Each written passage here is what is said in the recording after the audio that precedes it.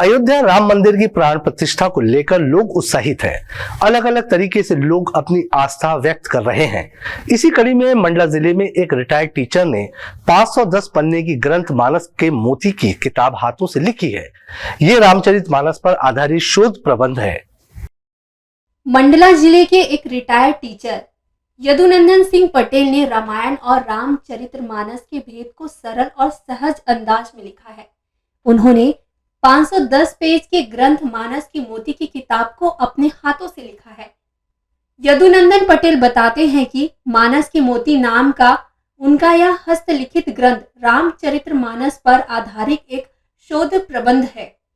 मानस के मोती रामचरितमानस पर एक शोध प्रबंध है, जिसमें किन शब्दों की आवृत्ति कितनी बार हुई है इसकी गणना की गई है और उनका उल्लेख किया गया है। इसमें लगभग 500 शब्द इनका चयन करके और हमने संकलन किया है, उल्लेख किया है।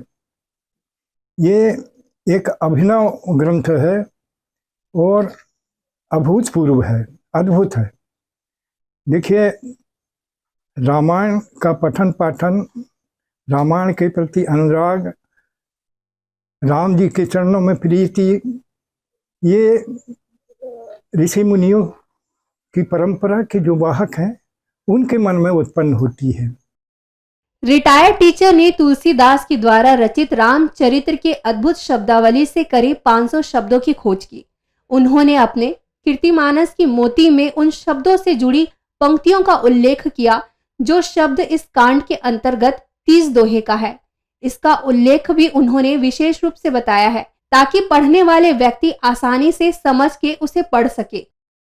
परम पूजनीय पिताश्री के कर कमलों से हस्तलिखित ये पांडुलिपि श्री रामचरितमानस के शोध पर आधारित ये ग्रंथ है, जिसमें पिताश्री ने प्रयास किया है कि रामचरितमानस एक दूसरे रूप में हमारे भारतीय संस्कृति के बाल बच्चों के दिमाग में जाए और वो बहुत सहज तरीके से रामचरितमानस को, मर्यादा पुरुषोत्तम श्री राम को अपने जीवन में उनके आदर्शों का अनुपालन कर सकें।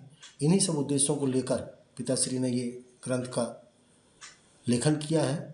बताया जाता है कि इस ग्रंथ में मर्यादा पुरुषोत्तम श्री राम की जीवनी से जुड़े अनेक पहलुओं को रेखांकित करने का प्रयास किया गया है। उनका यह भी मानना है कि भगवान श्री राम के जीवन चरित्र का अनुसरण करने से मनुष्य अपनी जीवन यात्रा को सुगम बना सकता है। युवा अवस्था से ही उनका आध्यात्मिक की ओर अत्यधिक झुकाव रहा है। नौकरी से सेवानिवृत्त होने के बाद जब उन्होंने आध्यात्मिक ग्रंथों के पाठन की ओर अपना कदम बढ़ाया, तब मन में भाव आया कि आने वाली पीढ़ी के लिए कुछ ऐसे किताब को तैयार किया जाए जो उनके हित के लिए कारागार साबित हो। इंडिया टाउन न्यूज के लिए मंडला से लखन भांडे की रिपोर्ट।